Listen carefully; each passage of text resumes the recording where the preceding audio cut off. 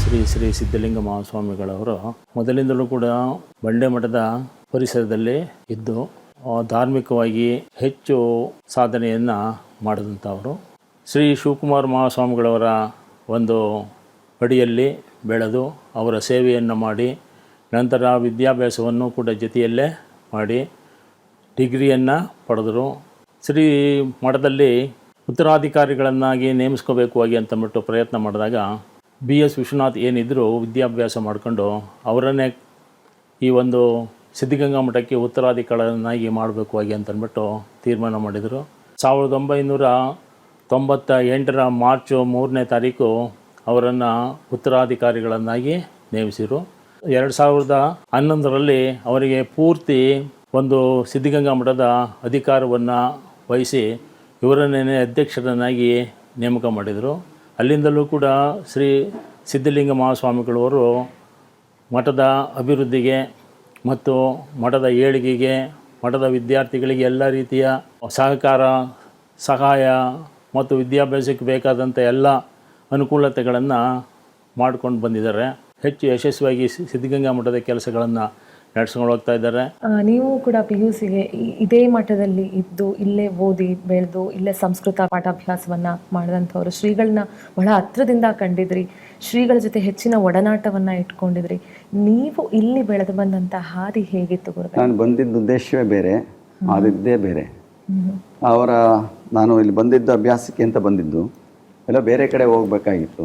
ಯಾವುದು ಏನಿದೆಯೋ ಹೇಳಕ್ಕೆ ಬರೋದಿಲ್ಲ. ಆ ಸಂದರ್ಭದಲ್ಲಿ ಪೂಜ್ಯರ ಸೇವೆಗೆ ನನ್ನನ್ನು ತೊಡಗಿಸಿದವರು ಶಿವರುದ್ರ ಸ್ವಾಮಿಗಳು, ಕಂಚಿಕಲ್ ಬಂಡೆ ಮಠ ಸ್ವಾಮಿಗಳು. ಅವರು ನನ್ನನ್ನು ಇಲ್ಲಿ ತಂದುಬಿಟ್ಟು ಸ್ವಾಮಿಗಳು ಸೇವೆ ಮಾಡಬೇಕು ಅನ್ನೋದಷ್ಟೇ ಅವ್ರಿಗೆ ಅಭ್ಯಾಸಕ್ಕಿಂತಲೂ ಕೂಡ ಶಿಕ್ಷಣಕ್ಕಿಂತಲೂ ಕೂಡ ಇಂಥ ಶಿವಗಳ ಸೇವೆ ಮಾಡಲಿ, ಅವರ ಫಲ ಸಿಗಬೇಕು ಅನ್ನೋದು ಉದ್ದೇಶ ಅವ್ರಿಗಿತ್ತದು. ಆ ಸೇವೆಯ ಫಲ ಇದಾಗಿದೆ ಅಂತೇಳಿ ಭಾವಿಸ್ಬೇಕು. ಇಲ್ಲ ನಮ್ಮ ತಂದೆ ತಾಯಿಗಳು ಮಾಡಿದ ಫಲವೋ ಏನೋ ಗೊತ್ತಿಲ್ಲ ಅಂತ ಹೇಳಬೇಕಾಗಿದೆ ಅಷ್ಟೇ. ಅದು ನಮ್ಮದಲ್ಲೇ ಏನಿಲ್ಲ ಅದರೊಳಗೆ. ಶ್ರೀಗಳ ಜೊತೆ ನಾನು ಆಗಲೇ ಹೇಳ್ದಂಗೆ ತುಂಬ ಹೆಚ್ಚಿನ ಒಡನಾಟಗಳನ್ನು ಇಟ್ಕೊಂಡಿದ್ರಿ. ಏನು ಹೇಳ್ತಾ ಇದ್ರು ನಿಮಗೆ? ಅಂದರೆ ನಿಮ್ಮ ಅಂದಿನ ಅಂದರೆ ಪೂರ್ವಾಶ್ರಮದ ಯಾವ ಗುಣಗಳು ಅವ್ರಿಗೆ ಬಹಳ ಇಷ್ಟ ಆಗಿತ್ತು? ನಿಮ್ಮನ್ನು ಅವರು ಯಾವ ಗುಣ ಇಷ್ಟ ಆಗಿತ್ತು ನಾನು ಹೇಳಕ್ಕೆ ಬರೋದಿಲ್ಲ.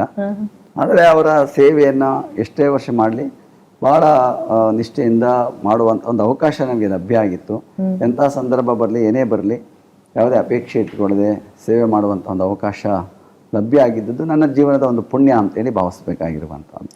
ಚಿಕ್ಕಂದಿನಿಂದಲೂ ಕೂಡ ಮಠಗಳಲ್ಲೇ ಬೆಳ್ಕೊಂಡು ಬಂದಂಥವ್ರು ನೀವು. ಆ ಮಠದ ಪರಂಪರೆಯ ಬಗ್ಗೆ ಏನು ಹೇಳ್ತೀರಿ ಗುರುಗಳು? ಇಂದು ನಮ್ಮ ಕರ್ನಾಟಕದಲ್ಲಿ ವಿಶೇಷವಾಗಿ ಮಠಗಳು ಎಲ್ಲ ಕಡೆ ಇದೆ. ಇವತ್ತು ಕೆಲವು ವಂಶ ಪಾರಂಪರ್ಯ ಮಠಗಳಿದೆ, ಕೆಲವರು ಭಕ್ತರನ್ನೇ ಆಯ್ಕೆ ಮಾಡುವಂಥ ಮಠ ಇಲ್ಲಿ ವಂಶ ಪಾರಂಪರ್ಯ ಇದು. ಅವರಿಗೆ ಆಯ್ಕೆ ಮಾಡ್ಕೊಂಡು ಸ್ವಾಮಿ ಮಾಡ್ಕೊಂಡು ಹೋಗುವಂಥ ಒಂದು ಪರಂಪರೆ ಇದು. ಬೇರೆ ಬೇರೆಯಲ್ಲಿ ಅವರ ವಂಶ ಪಾರಂಪರ್ಯ ಮಠಗಳಿರುವಂಥದ್ದು. ಆ ಹಿನ್ನೆಲೆಯಲ್ಲಿ ನನ್ನನ್ನು ಬಂಡೆ ಮಠದವರು ಅವರ ವಂಶ ಮಾಡಬೇಕು ಅನ್ನುವಂಥ ಅಪೇಕ್ಷೆ ಅವರಿಗಿತ್ತು. ಅವರು ಕನಕಪುರದಲ್ಲಿ 2-3 ವರ್ಷಗಳ ಕಲಿಸಿದರು. ಜೊತೆಗೆ ಅಲ್ಲಿಂದ ಇಲ್ಲಿ ಸಿದ್ಧಗಂಗೆ ಬಂದು ಸ್ವಾಮಿ ಸೇವೆ ಮಾಡಬೇಕು ಸ್ವಾಮಿಗಳಿಗೆ ಅನ್ನುವಂಥ ಭಾವನೆ. ಯಾಕೆಂದರೆ ಅವರು ಕೂಡ ಉದ್ದಾನ ಸ್ವಾಮಿಗಳು ಸೇವೆ ಮಾಡಿದರು, ಅವರು ಶಿವಕುಮಾರ ಸ್ವಾಮಿಗಳ ಸೇವೆಯನ್ನು ಮಾಡಿದರು. ಬಹಳ ವರ್ಷಗಳ ಕಾಲ ಅವರಿಗೆ ಸೇವೆ ಮಾಡೋ ಜೊತೆಗೆ ಅವರಿಂದ ಶಿಕ್ಷೆನೂ ಪಡ್ಕೊಂಡಿದ್ರು ಚೆನ್ನಾಗಿ. ಏನೇ ತಪ್ಪು ಮಾಡಿದಾಗ ಶಿವಕುಮಾರ ಮಹಾಸ್ವಾಮಿಗಳು ತುಂಬ ಕಠಿಣವಾಗಿ ವರ್ತನೆ ಮಾಡ್ತಾ ಇದ್ರು. ಅವ್ರು ಯಾವಾಗಲೂ ಕೂಡ ಅವರ ನೇಮ ನಿಷ್ಠೆ ವ್ರತಗಳು ಬಹಳ ಕಠಿಣವಾಗಿದ್ದಂಥ ವ್ರತಗಳದು.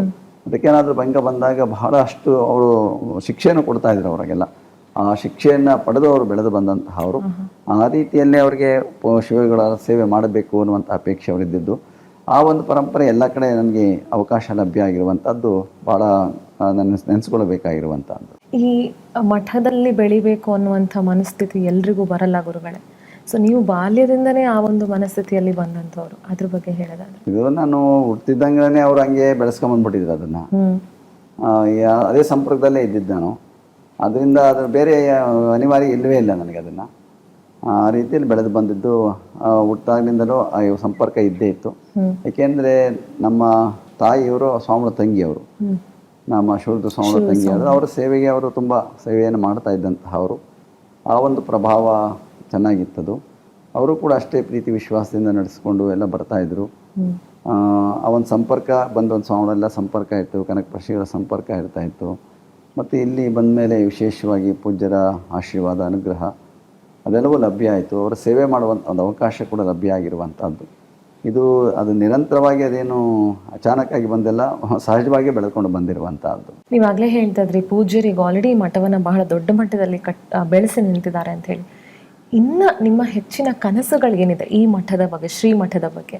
ನಮ್ಮ ಕನಸು ಕಾಣೋದಕ್ಕಿಂತಲೂ ಕೂಡ ಇರೋದನ್ನು ಚೆನ್ನಾಗಿ ನಡೆಸ್ಕೊಂಡು ಹೋಗೋದೇ ಮುಖ್ಯ ಆಗಿರುವಂಥದ್ದು. ಇವತ್ತು ಕಟ್ಟಿರೋದನ್ನು ಉಳಿಸ್ಕೊಂಡು ಹೋಗೋದೇ ತುಂಬ ಜವಾಬ್ದಾರಿಯಾಗಿರುವಂಥದ್ದು. ಬಹಳಷ್ಟು ಶ್ರಮಪಟ್ಟು ಕಟ್ಟಿದ್ದಾರೆ.